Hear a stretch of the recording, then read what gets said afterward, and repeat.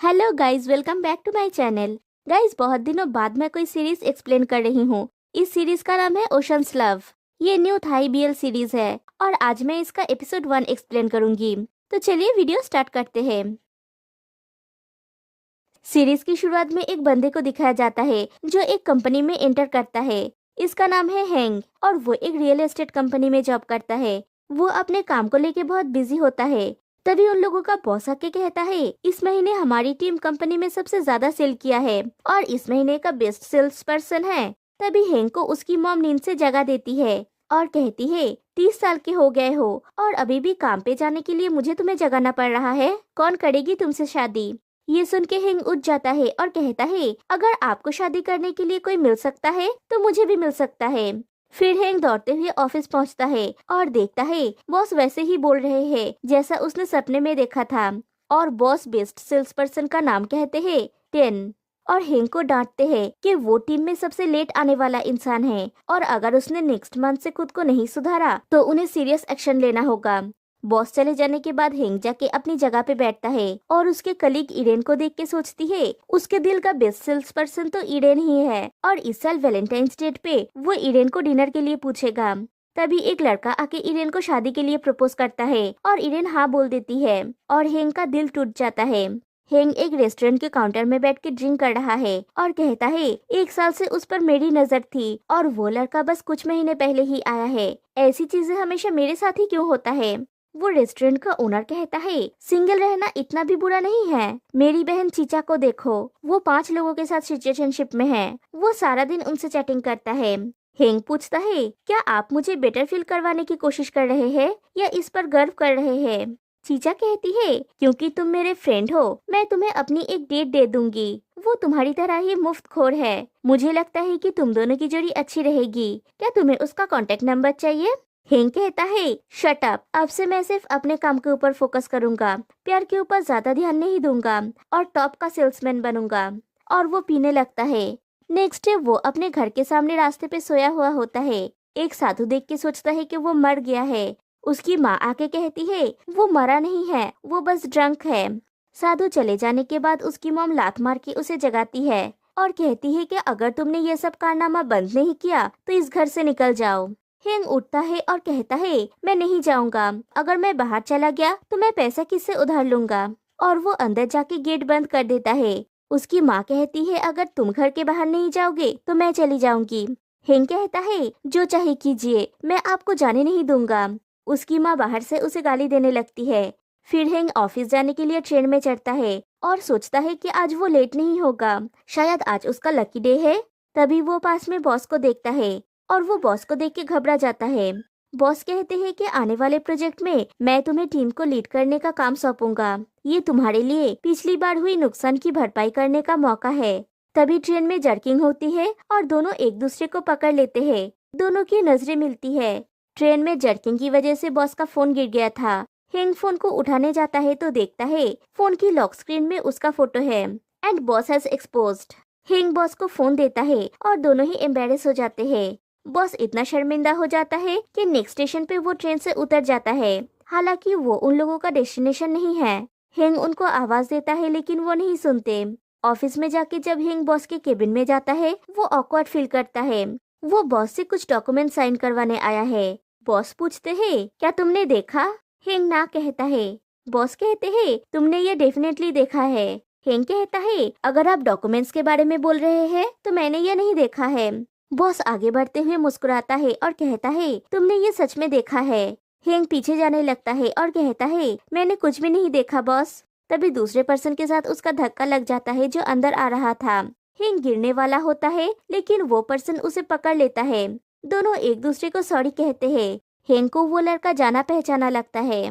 Boss कहता है, ये मो है चियांग माई ब्रांच से। आज से वो हमारी टीम को ज्वाइन करेगा क्योंकि ईरेन ने रिजाइन कर दिया है, उसकी जगह पे मो आया है। तभी हेंग को मो याद आता है और वो मो से कहता है, मैं हेंग हूँ, क्या तुम्हें याद नहीं है? ट्रेनिंग पीरियड के दौरान हम दोनों ने साथ में काम किया था। तभी मो को भी हेंग याद आता है। बॉस कहता है कि अच्छा हुआ तुम दोनों एक दूसरे को जानते हो। फिर हेंग से पूछता है, क्या तुम टीम में एडजस्ट होने में उसकी हेल्प करोगे?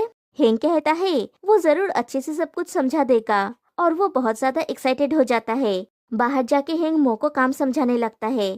फिर एक लड़की को दिखा के कहता है, इस लड़की का नाम है नामवान। मुझे लगता है वो इंट्रोवर्ट है। मुझे लगता है कि उसको मेरे ऊपर क्रश है। मो उसकी बात सुन के हंसता है तो हेंग कहता है, मैं झूठ नहीं बोल रहा हूँ। अगर तुम्हें मुझ पे विश्वास नहीं है तो मैं तुम्हें प्रूफ करके दिखाऊंगा। फिर वो दोनों नामवान के पास जाते हैं और हेंग मो को उसे इंट्रोड्यूस कराता है। नामवान मो का हाथ पकड़ लेती है और उसे लंच के लिए पूछती है। हेंग ना कहता है तो नामवान कहती है, मैंने तुमसे नहीं पूछा, तुम अब जा सकते हो। मैं मो को क्लाइंट से मिलवाने ले जाऊंगी। और उससे फ्लर्ट करने लगता है। मो हेंग का हेल्प मांगता है। शाम को सारे क्लाइंट से मिल लेने के बाद भी उनके पास एक स्नैक्स का पैकेट बच जाता है। हेंग वो सफाई करने वाली लेडी को देता है। वो हेंग को थैंक यू कहती है। हेंग कहता है, थैंक यू तो मुझे आपको कहना चाहिए, क्योंकि आप कॉन्डो का बहुत अच्छे से ख्याल रखती है, जिससे मेरा काम बहुत इजी हो जाता है। फिर वो लेडी चले जाने के समय हेंग कहता है, ध्यान से जाइए। हेंग का ये केयरिंग नेचर मो को बहुत अच्छा लगता है। मो कहता है, तुम पहले की तरह ही काइंड हार्टेड हो। हेंग कंफ्यूज हो जाता है और पूछता है, पहले कब? मो कहता है, कुछ नहीं। तभी हेंग को एक कॉल आता है और उन दोनों को ओवर टाइम काम करना पड़ता है। हेंग न्यू ईयर को कोसता है क्योंकि उसके काम का प्रेजेंटेशन हेंग को बनाना पड़ रहा है। मो हेंग से पूछता है, प्रेजेंटेशन में ऐड करने के लिए प्रमोशन फाइल कहाँ पे है? हेंग कहता है, बॉस के लैपटॉप के डेस्कटॉप में। मो पूछता है, क्या फाइल का नाम Q4 2024 है? हेंग हाँ कहता है। मो वो फाइल खोलता है तो देखता है उसमें सब हेंग के फोटोज है। मो कहता है, यहाँ पे तो सब तुम्हारे फोटोज है। हेंग देख के वो भी चौंक जाता है। मो पूछता है, क्या ये तुम्हारा कंप्यूटर है या बॉस का? मैं कंफ्यूज हूँ। हेंग कहता है, ये बॉस का ही कंप्यूटर है। तभी बॉस आ जाते हैं तो वो दोनों कंप्यूटर बंद कर देते हैं। बॉस कहते हैं, मेरा मीटिंग अभी अभी खत्म हुआ। मो, कल सुबह सुबह तुम्हारा क्लाइंट्स के साथ मीटिंग है ना? तुम अब जा सकते हो। हेंग और मैं प्रेजेंटेशन पूरा कर लेंगे। हेंग मो को जाने देना नहीं चाहता, लेकिन क्या कर सकते हैं। मो कहता है ठीक है और वो वहाँ से चला जाता है। उसके जाने के बाद बॉस हेंग के करीब आता है और कहता है, तुमने इसे जरूर देखा है। हेंग कहता है, मैं प्रमोशन फाइल नहीं देखा। बॉस कहता है, हेंग मेरी बात सुनो। हेंग कुछ नहीं सुनता और कहता है, मुझे अपने मॉम के लिए फिश सॉस खरीदना है, क्या मैं घर जाके ये काम कर सकता हूँ? थैंक यू, और वहाँ से भाग जाता है। बॉस पीछे से उसे बुलाता है, लेकिन हेंग नहीं सुनता और लिफ्ट में चढ़ जाता है। लिफ्ट में उसे मो मिलता है। बॉस वहाँ पे आते आते लिफ्ट चला जाता है। बॉस उसे मैसेज करता है कि मैं तुम्हें प्रमोशंस की फाइल देने वाला था, शायद तुमने मेरी पुकार नहीं सुनी। हेंग कहता है, तो आपने ये कहा क्यों नहीं? और अपना सर मो के कंधे पे रखता है। मो पूछता है, क्या तुम ठीक हो? हेंग कहता है, मैं ठीक हूँ। मो पूछता है, क्या तुम्हें कॉफी चाहिए? मैं ये तुम्हारे लिए लाया था। हेंग कॉफी लेता है और मो उसे देख के मुस्कुराता है। रात को हेंग घर आता है तो देखता है घर में उसकी मॉम नहीं है। वो उन्हें ढूंढने लगता है तो उसे एक चिट मिलती है, जिसमें लिखा होता है कि क्योंकि तुम घर छोड़ने से इनकार कर रहे हो, इसलिए मैं जा रही हूँ। उसे लगता है कि उसकी मॉम उसके साथ मजाक कर रही है, लेकिन उसे फिर से एक चिट मिलती है कि मैं मजाक नहीं कर रही हूँ, मैं जा रही हूँ। मैं तब तक नहीं लौटूंगी जब तक तुम अपना ख्याल रखना सीख नहीं जाते। हेंग फिर से ढूंढता है तो उसे फिर एक चिट मिलती है कि मुझे ढूंढना बंद करो, मैं सच में जा रही हूँ। और अब जाके हेंग को विश्वास होता है कि उसकी मम घर छोड़ के चली गई है। हेंग फिर से उस रेस्टोरेंट में जाता है और चीचा और उसके ब्रदर को वो चिट्स दिखाता है। चिका का ब्रदर कहता है, चिंता मत करो, जब उनका गुस्सा कम हो जाएगा वो लौट आएंगी। हेंग कहता है, मैं चिंतित नहीं हूँ, मैं तो खुश हूँ, अब से मुझे उनकी बकबक नहीं सुनना पड़ेगा। चीचा पूछती है, क्या तुम्हारे जैसा लड़का अकेला रह सकता है? तुम्हें तो ये भी नहीं पता कि तुम्हारी मम टिश्यूज कहाँ पे रखती है। अगर तुम्हें पता होता तो तुम मेरे रेस्टोरेंट से ये नहीं चुराते, बाहर निकालो इसे। हेंग पूछता है, तुमने ये देख लिया? और टिश्यू का बॉक्स निकाल देता है। चीचा का भाई पूछता है, हेंग तुम अकेले नहीं रहना चाहते हो, है ना? तो अब अपना वादा निभाने का वक्त आ गया है। हेंग पूछता है, कौन सा वादा?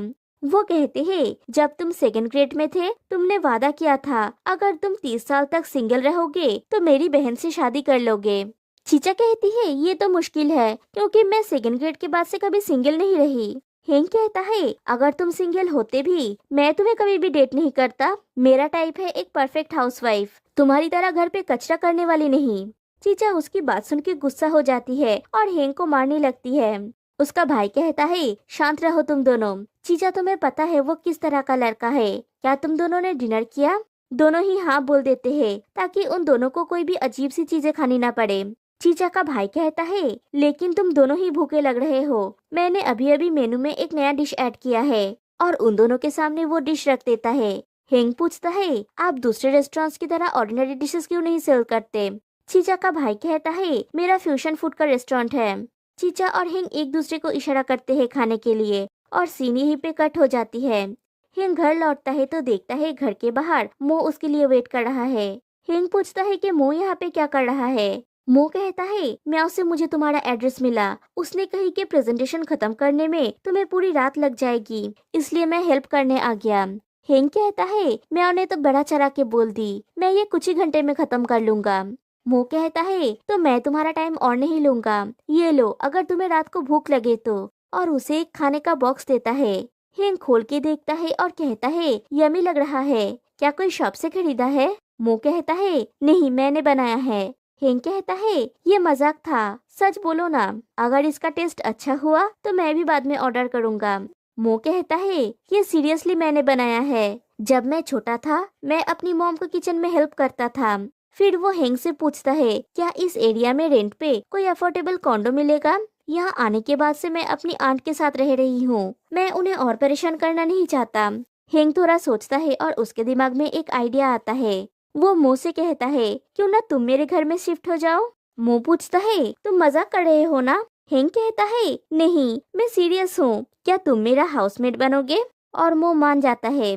उसके बाद से मो हेंग के लिए अच्छा अच्छा खाना बनाता है, उसके घर के सारे काम करता है, उसके लिए यमी लंच बॉक्स प्रिपेयर करता है। और हेंग ऑफिस में सब लोगों से कहता है वो अपनी मॉम को धन्यवाद देना चाहता है कि वो उसे छोड़ के चली गई। और वो मजाक मजाक में मो से पूछता है, क्या तुम मुझसे शादी करोगे?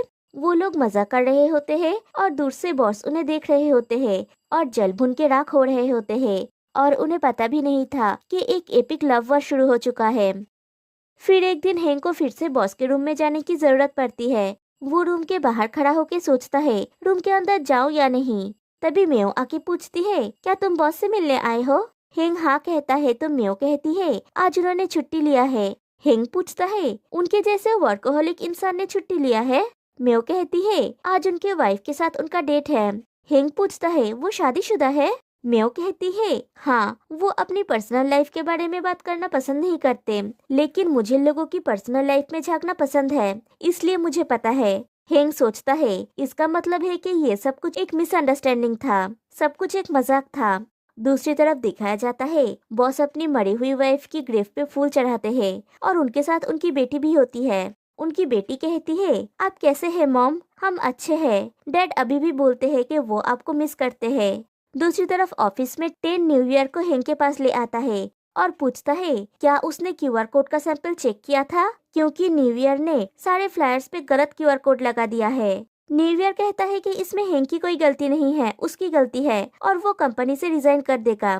टेन कहता है, ऐसा करने की जरूरत नहीं है, इवेंट कल से शुरू होने वाला है, न्यू क्यूआर कोड की प्रिंट निकालो और फ्लायर्स पे लगाओ। न्यू ईयर कहता है कि उसे अभी एक क्लाइंट को 7 रूम दिखाने हैं। हेंग कहता है, ठीक है मैं वो काम देख लेता हूँ, तुम्हें रिजाइन करने की जरूरत नहीं है।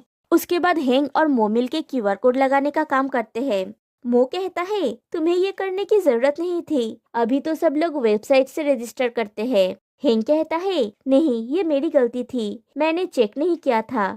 तभी वो देखता है कि काम का वक्त खत्म हो चुका है। हेंग मो को घर चले जाने के लिए कहता है, बाकी का काम वो अकेला कर लेगा। मो कहता है कि वो हेल्प करना चाहता है। हेंग कहता है, नहीं तुम घर जाओ। मो कहता है, पास्ट में तुमने मुझे हेल्प किया था, तुम्हें याद नहीं है? फ्लैशबैक में दिखाया जाता है 8 साल पहले जब वो दोनों ट्रेनी थे। मो एक पोस्टर में फोन नंबर चेंज करने की कोशिश कर रहा था, लेकिन उसका हाथ नहीं पहुंच रहा था। तब हेंग आके मो को हेल्प किया था। हेंग ने मो की पीठ के ऊपर चढ़ के वो पोस्टर लगाया था और दोनों गिर गए थे और उनकी नजरें मिली थी। रात को दोनों साथ में बैठ के ड्रिंक करते हुए बातें कर रहे थे। हेंग कहता है कि तुम्हारा एक्सेंट अलग है, इसलिए तुम किसी से बात नहीं करते। मो कहता है कि उसके एक्सेंट्स की वजह से डे 1 से उसे टीज किया जा रहा है।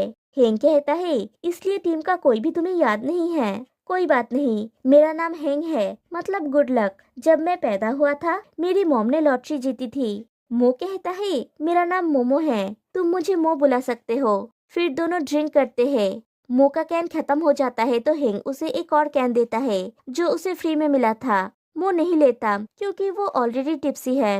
हेंग कहता है क्यों ना ऐसा करे, मैं इसे रख देता हूँ हमारा ट्रेनिंग पास होने तक, उसके बाद हम दोनों साथ में सेलिब्रेट करेंगे। मो पूछता है अगर हम दोनों ने पास नहीं किया तो? हेंग उसको सील कर देता है और कहता है मैं इसे तब तक नहीं खोलूंगा जब तक हम दोनों फिर से साथ में काम नहीं करते। मो को शायद तब से ही हेंग पसंद आने लगा था। फ्लैशबैक का एंड यहीं पे होती है। फिर नेक्स्ट डे इवेंट शुरू होने वाला होता है। हेंग कहता है कि क्यूआर कोड करेक्ट करने का काम टाइम पे हो गया है। न्यू ईयर आके हेंग से कहता है जिस मेस्कॉट एक्टर को कांटेक्ट करने का काम आपने मुझे दिया था मैं उससे कांटेक्ट नहीं कर पा रहा हूँ। हेंग पूछता है क्या न्यू ईयर ने किसी दूसरे एक्टर से कांटेक्ट किया है? टेन कहता है कि उसे कैसे पता होगा कि किससे कांटेक्ट करना है, तुम इतनी इम्पोर्टेंट काम एक नए आए लड़के को कैसे दे सकते हो? न्यू ईयर कहता है कि उन्हें मत डांटिए, मैं माफी मांगता हूँ और मैं कंपनी से रिजाइन कर दूंगा। हेंग कहता है तुम्हें ये सब करने की जरूरत नहीं है, मैं दूसरे एक्टर से कांटेक्ट करता हूँ। मेयो कहती है इवेंट जल्दी शुरू होने वाला है, अभी इन सब का टाइम नहीं है। तभी बॉस आके कहता है अगर हम लोग आपस में ऐसे झगड़ा करेंगे तो हम क्लाइंट्स को कैसे संभालेंगे? हेंग कहता है मैस्कॉट का काम वो कर लेगा और प्रॉब्लम सॉल्व हो जाती है। सब लोग उसके साथ आके फोटोज खिंचवाते हैं और वो सबको एंटरटेन करता है। फिर वो देखता है कि बॉस के पीछे जो लोहे का स्टैंड है वो हिल रहा है। हेंग बॉस को वहाँ से हट जाने के लिए इशारा करता है लेकिन वो समझ नहीं पाते। वो जाके बॉस को हटा देता है और वो स्टैंड उसके ऊपर गिरता है। वो स्टैंड इतना भारी होता है कि सब लोग मिलकर उसको उठा नहीं पाते और हेंग वहीं पे बेहोश हो जाता है। उसे हॉस्पिटल ले जाया जाता है। बॉस और मो इमरजेंसी के बाहर वेट कर रहे होते हैं। तभी वो दोनों कुछ नर्स को बातें करते हुए सुनते हैं कि बहुत बुरा हुआ, वो अभी भी यंग था, ये नहीं होना चाहिए था। वो दोनों दौड़ के वार्ड के अंदर जाते हैं और देखते हैं हेंग एकदम ठीक है। नर्स कहती है कि वो अभी घर जा सकता है। नर्स चले जाने के बाद मो कहता है तुमने तो हमें डरा दिया था। बॉस कहता है ये अच्छी बात है कि तुम ठीक हो और मो को घर जाने के लिए कहते हैं क्योंकि उन्हें हेंग से कुछ प्राइवेट बातें करनी है। हेंग इशारा करके ना कहता है लेकिन मो क्या करे, वो वहाँ से चला जाता है। उसके चले जाने के बाद हेंग परेशानी के लिए माफी मांगता है। बॉस कहते हैं नेक्स्ट टाइम से ऐसी कोई भी चीज मत करना बुद्धू, अगर तुम्हें कुछ हो जाएगा तो मैं कैसे जिंदा रहूंगा हेंग, और उसे हक कर लेता है। हेंग को समझ में नहीं आता कि वो क्या करे। दूसरी तरफ घर में मो फिर से पुरानी बातें याद करता है। सब ट्रेनी साथ में बैठे होते हैं। हेंग कहता है हम सब ने प्रोविजन पास कर लिया है, जितना चाहे पियो, ये मेरी फ्रेंड का रेस्टोरेंट है। चीचा आके कहती है मैं तुम लोगों को 50% डिस्काउंट दूंगी और वो भी उन लोगों को ज्वाइन करती है। तभी मो को एक कॉल आता है। वो थोड़ा दूर जाके कॉल रिसीव करता है। वो कॉल एचआर डिपार्टमेंट से था और उसे कहा जाता है कि वो भी पास हो गया है। मो पूछता है कि उसका रिजल्ट सबसे बाद क्यों आया। दूसरी तरफ से कहा जाता है कि उसका हाईएस्ट सेल्स था और सभी ब्रांचेस उसे रिक्रूट करना चाहता है। फिर पूछा जाता है कि क्या वो चियांग माई टीम ज्वाइन करना चाहता है क्योंकि वो मो का होम टाउन भी है। मो सोचता है और पीछे मुड़ के देखता है तो देखता है हेंग वही ड्रिंक पी रहा होता है। मो को लगता है कि हेंग ने अपना वादा तोड़ दिया है, इसलिए चियांग माई टीम ज्वाइन करने के लिए वो हाँ बोल देता है। कहानी प्रेजेंट में आती है। दूसरी तरफ बॉस हेंग को घर छोड़ने आता है। हेंग उन्हें राइड देने के लिए थैंक यू कहता है। बॉस कुछ कहने जाता है तो हेंग काम के बारे में बात करने लगता है। तभी बॉस उसे कहता है कि वो हेंग को पसंद करते हैं। हेंग शॉक्ड हो जाता है, उसे समझ नहीं आता कि वो क्या कहे। बॉस फिर से कहते हैं उन्होंने प्लान किया था कि इसे एक सीक्रेट ही रखेंगे और इस सीक्रेट के साथ ही मर जाएंगे। हेंग की फोटो उनके फोन की लॉक स्क्रीन में है। हेंग कहता है मैंने वो देखा था। बॉस कहते हैं कि उन्होंने आज लगभग हेंग को खो ही दिया था और अब वो और अपने दिल से झूठ नहीं बोल सकते। हेंग कहता है लेकिन आप तो शादीशुदा है। बॉस कहते हैं कि उनकी वाइफ की 10 साल पहले मौत हो चुकी है। फिर वो हेंग का हाथ पकड़ के कहते हैं सब कुछ ठीक करने के लिए मुझे थोड़ा टाइम दो और तब तक मेरे लिए वेट करना, मैं जल्द ही सब कुछ ठीक कर दूंगा। ये बोल के वो चले जाते हैं। उन्होंने हेंग को कुछ भी बोलने का मौका ही नहीं दिया। हेंग तो अभी भी सदमे में है, उसे समझ में नहीं आता कि ये सच है या वो कोई सपना देख रहा है। फिर वो घर के अंदर आता है। मो पूछता है हेंग क्या तुम ठीक हो, तुम बहुत फीके लग रहे हो। हेंग कहता है मुझे भूख लगी है, मैं जाके खाने के लिए कुछ ढूंढता हूँ, और वो अंदर चला जाता है। उसके बाद दिखाया जाता है कि हेंग नहा रहा होता है। तभी मो भी बाथरूम के अंदर आता है और हेंग को देख के वो शॉक्ड हो जाता है। मो उसकी तरफ ना देखते हुए पूछता है तुम्हारा अभी तक नहीं हुआ? हेंग पूछता है, क्यों, तुम मेरे पीठ में स्क्रब करने वाले हो? मो ब्रश करने लगता है और उसे वो याद आता है जो उसने थोड़ी देर पहले देखा था। हाँ, उसने बॉस और हेंग को साथ में देखा था। वो हेंग से पूछता है कि हॉस्पिटल में बॉस ने उससे क्या कहा। हेंग कहता है कि वो काम के बारे में था। मो पूछता है, सच में? अगर तुम मुझसे कुछ बात करना चाहते हो तो बोल सकते हो। हेंग कहता है, लेकिन तुम इसके बारे में किसी से नहीं बोल सकते। मो कहता है कि वो किसी को नहीं बताएगा। हेंग बोल देता है कि बॉस ने उससे अपना प्यार कन्फेस किया है। मो पूछता है, सच में? हेंग पूछता है, तुम सरप्राइज्ड क्यों नहीं लग रहे हो? मो पूछता है, तो तुमने क्या कहा उनसे? हेंग पूछता है, तुम मुझसे क्या कहने की उम्मीद करते हो? मो कहता है, क्यों, क्या तुम किसी और को डेट कर रहे हो? हेंग कहता है, नहीं, लेकिन वो एक लड़का है। तभी मो अपने बारे में सोचता है, वो भी एक लड़का है और हेंग को पसंद करता है। वो सीधा अंदर चला जाता है और हेंग से पूछता है, दो लड़के एक दूसरे को डेट क्यों नहीं कर सकते? हेंग पूछता है, तुम मेरे ऊपर गुस्सा क्यों हो? क्या तुम्हारा बॉस के ऊपर क्रश है? मो कहता है, मुझे उन पे क्रश नहीं है, मुझे तुम पे क्रश है। वो हेंग के और करीब जाता है और कहता है, इस बार मैं तुम्हें किसी के लिए नहीं छोड़ सकता, और हेंग को किस करने लगता है।